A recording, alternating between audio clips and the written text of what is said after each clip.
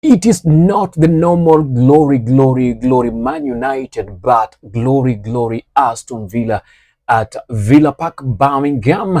Aston Villa secured a hard-fought victory to extend their impressive home form and maintain their push near the top of the table, making it 10 consecutive wins across all competitions. Morgan Rogers was the star with a brace, while Manchester United's Matthew Cunha pulled one back just before halftime. And Aston Villa got their first goal from Rogers at the 5th minute, opening the scoring with a stunning curl strike after a well-worked move. And then 3 minutes after that, Man United equalized from Matthew Cunha for United almost immediately, capitalizing on a defensive error that is from the Aston Villa side. And on the 57th minute, Aston Villa came in. The same person, Rogers, restored the lead with another superb goal, firing past the keeper from close range after Villa's capitalized on loose play, and it was the same angle and the same play and the same call that gave Rogers the second goal for Aston Villa, that has been the winning goal for Aston Villa to the second half. And after the final whistle, the second half saw United push for an equalizer, including late chances like missed header from the very person who is Michael Cunha, very good verse that came from Mason Mount. But Villa held firm all through and made it sure that they are winning this match and remaining number 3 on the Premier League table. Mistakes from both teams. Manchester United, talk about defensive lapses, allowed Villa to exploit spaces, particularly in the build-up to Rogers' goals. Critical errors in positioning and making let the ball reach Villa's danger manner. There is Matthews.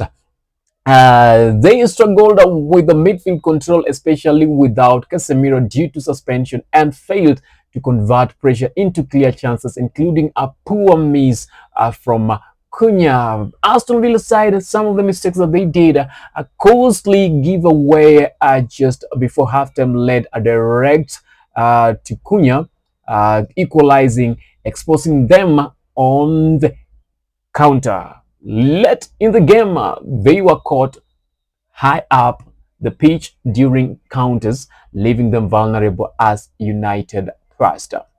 Villa dominated at home with a strong performance from Rogers and goalkeeper Emiliano Martinez, who returned from illness just recently. United missing key players due to injuries and AFCON collapse showed resilience but couldn't overcome their defensive issues. Results kept Villa in contention for the title race, and that is what we are talking about, the game that we've just witnessed today.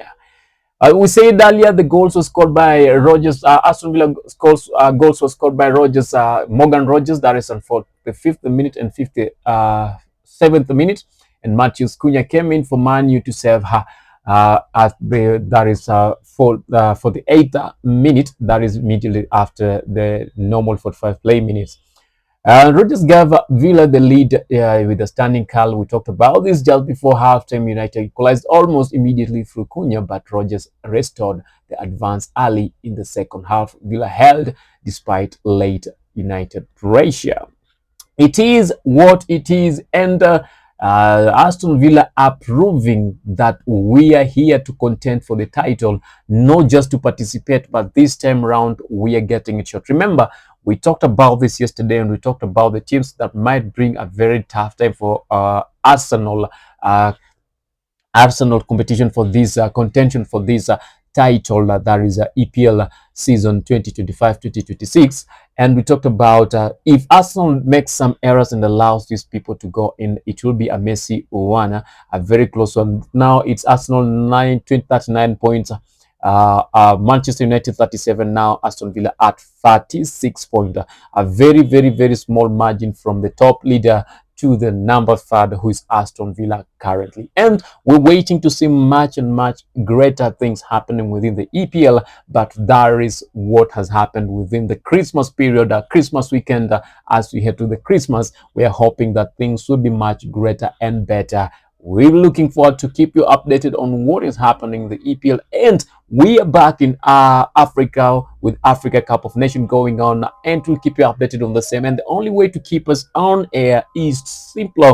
A very simple thing, a very simple thing. Subscribe, watch, like, and share our content, and make sure that at least the algorithms are keeping us on air to keep you updated on what's happening around. It's your host, Alan, for Alan Hoy TV Sports.